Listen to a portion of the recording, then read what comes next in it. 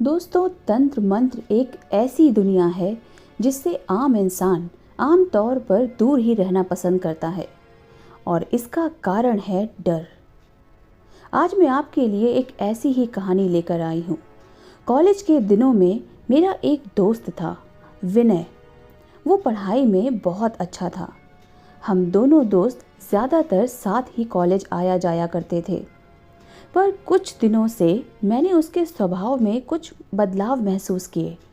उसे अचानक तंत्र मंत्र में बहुत रुचि हो गई थी।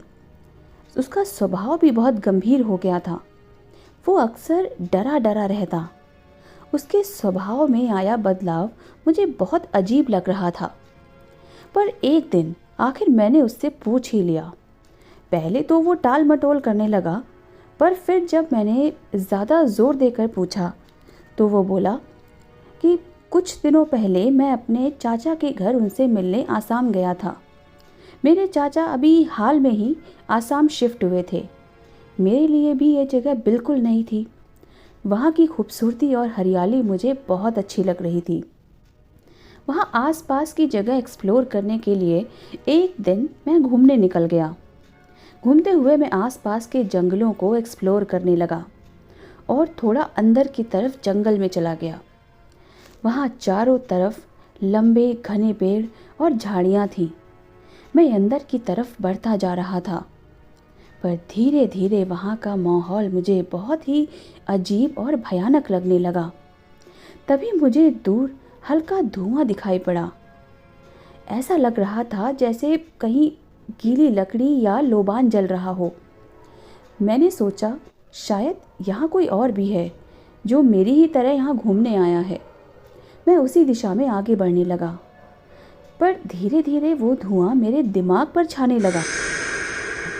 मेरी आंखें धुंधली होने लगी और मेरा शरीर भारी होने लगा। पता नहीं कब मैं बेहोश होकर वहीं गिर गया।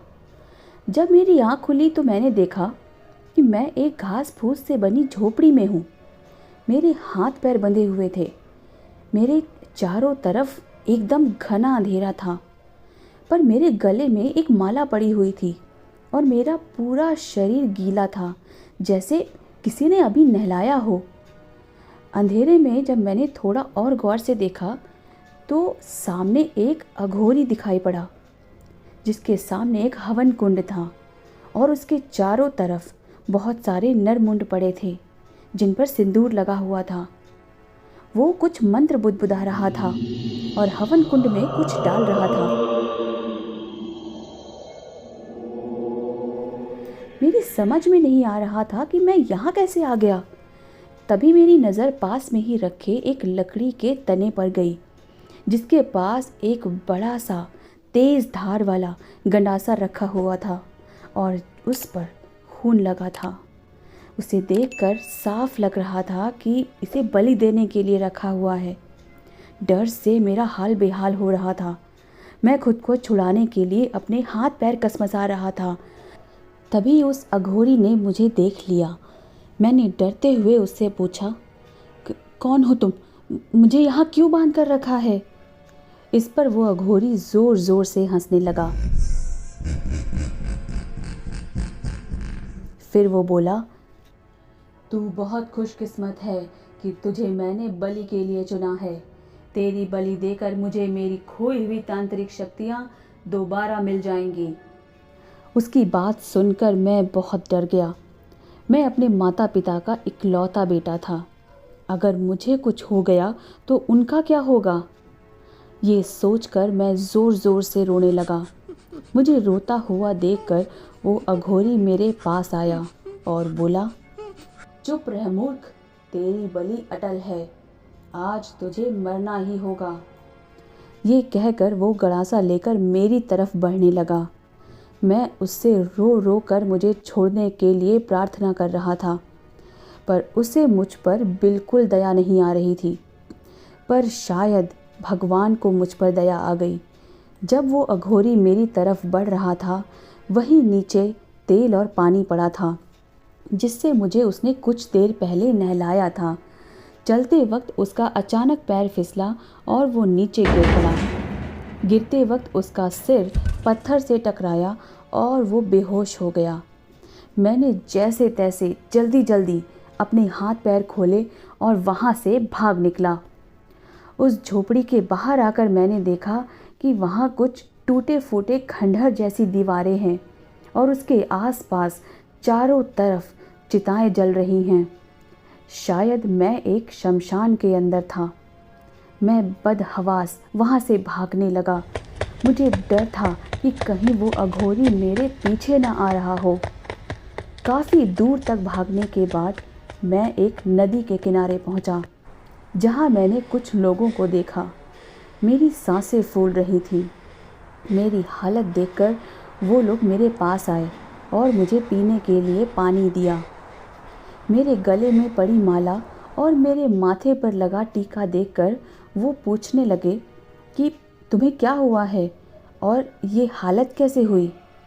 मैंने उन्हें अपनी पूरी कहानी बता दी।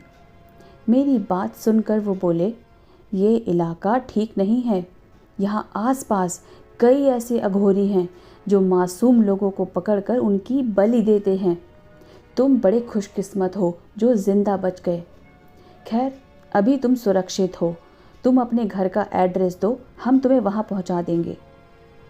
धुएं के नशे की वजह से मुझे चाचा के घर का एड्रेस याद नहीं आ रहा था। बस मुझे चाचा का फ़ोन नंबर याद था। उन्होंने मेरे चाचा को फ़ोन लगाया और उन्हें मेरे बारे में बताया। चाचा कुछ ही देर में मुझे लेने वहाँ आ गए। मुझे देखकर चाचा अचानक बहुत गुस्सा करने लगे। वो बोले, बिना बताए इतनी दूर अकेले क्यों चला आया? अगर तुम्हें कुछ हो जाता तो तुम्हारे घर वालों को क्या जवाब देता? मैं क्या कहता, बस चाचा के गले लगकर रो रहा था। वो मुझे लेकर घर वापस आ गए। मेरे घर पहुंचते ही जैसा एक्सपेक्टेड था वही हुआ। सभी ने एक साथ तरह तरह के सवालों की बौछार कर दी, पर चाचा ने सिचुएशन को संभालते हुए मुझे अंदर कमरे में आराम करने के लिए भेज दिया। अगले दिन जब मैं सोकर उठा तो मेरे पूरे शरीर में बहुत दर्द हो रहा था। मेरा पूरा शरीर तेज़ बुखार से जल रहा था। तभी चाचा ने मुझे कुछ दवाइयाँ दी। उन दवाइयों को खाकर मैं दोबारा सो गया, पर डरावने सपने आने की वजह से मेरी नींद टूट गई। तभी मुझे ऐसा लगा जैसे कोई मेरा गला ज़ोर से दबा रहा है। मेरा दम घुट रहा था, मानो मेरी जान ही निकल जाएगी। मेरे चिल्लाने की आवाज़ से मेरे चाचा और बाकी घर वाले वहाँ आ गए।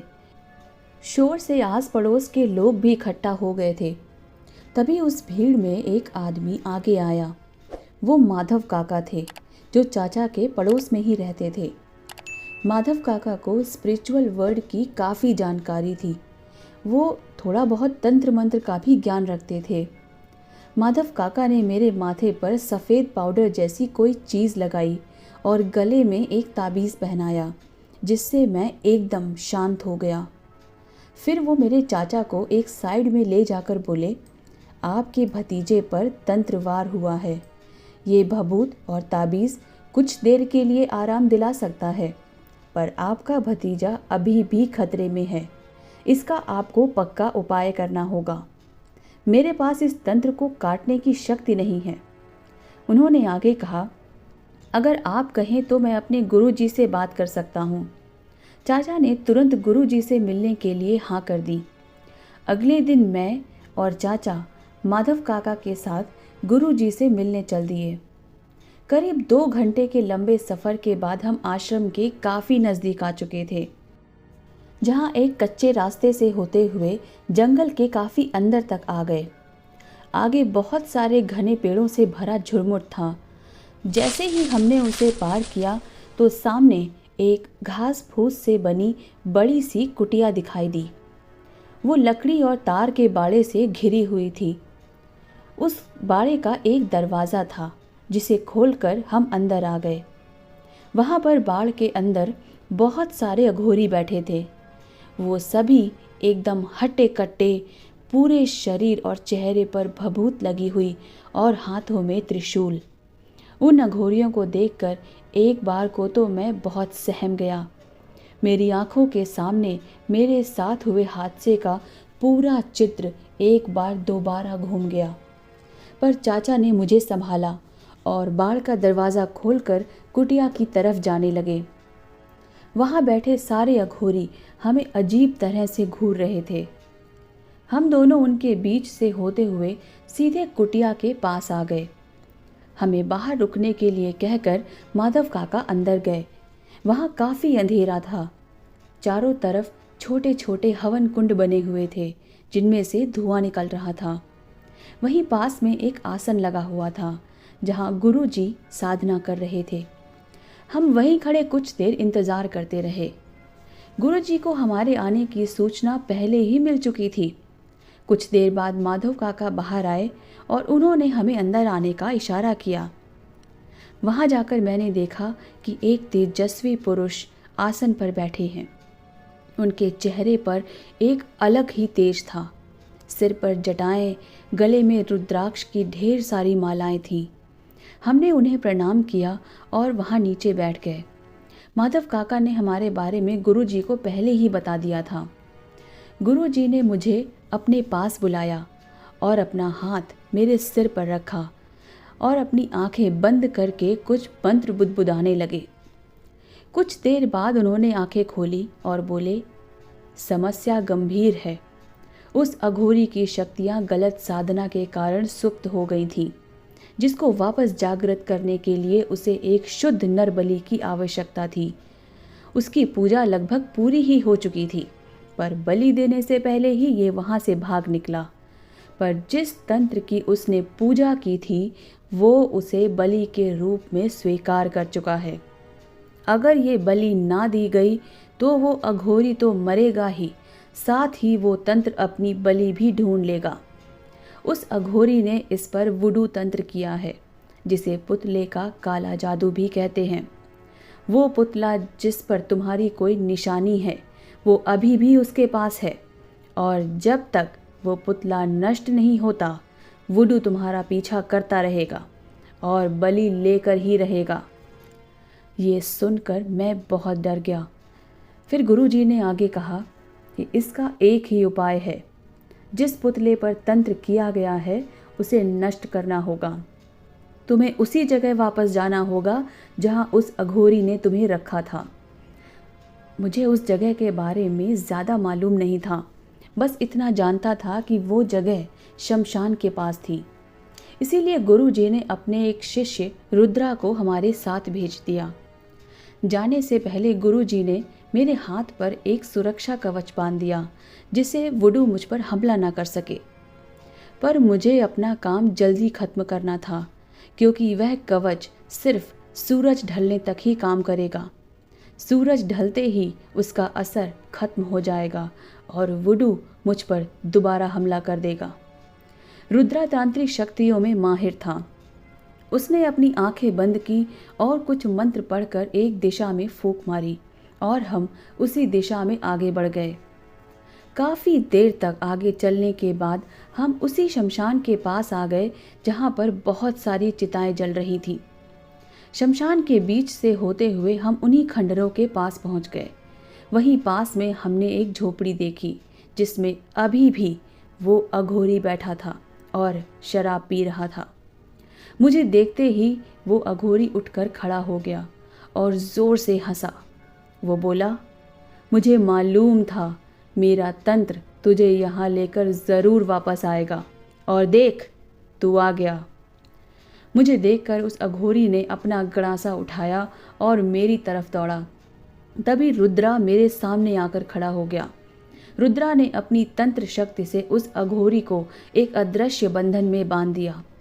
मैंने तुरंत पुतले को उठाया और उससे अपनी निशानियां हटाकर आग में जला दी।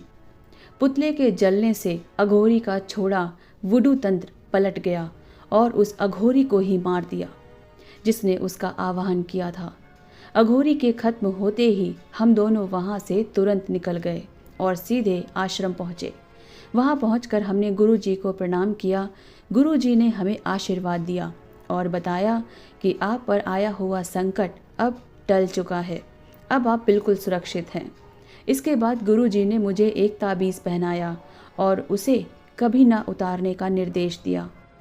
मैंने गुरुजी को धन्यवाद दिया और वहाँ से उनका आशीर्वाद लेकर घर की ओर चल दिया। बस तभी से मेरा जीवन पूरी तरह बदल गया। मुझे तंत्र मंत्र में रुचि हो गई और मेरे डर का कारण वो तंत्र शक्ति है जिससे बचने के लिए मैं आज भी वो ताबीज़ अपने गले में पहनता हूँ। तो दोस्तों, ये स्टोरी आपको कैसी लगी ये मुझे कमेंट बॉक्स में ज़रूर बताइएगा। स्टोरी पसंद आई है तो इसे लाइक करना बिल्कुल ना भूलें और अगर चैनल पर नए हैं तो इसे जल्दी से सब्सक्राइब कर लीजिए और बेल आइकन को प्रेस कर दीजिएगा, जिससे आपको मेरे आने वाले सभी नए वीडियोस की नोटिफिकेशंस सबसे पहले मिलेगी। तो जल्द मिलते हैं अपनी एक नई हॉरर स्टोरी के साथ। तब तक देखते रहिए हॉरर संडे।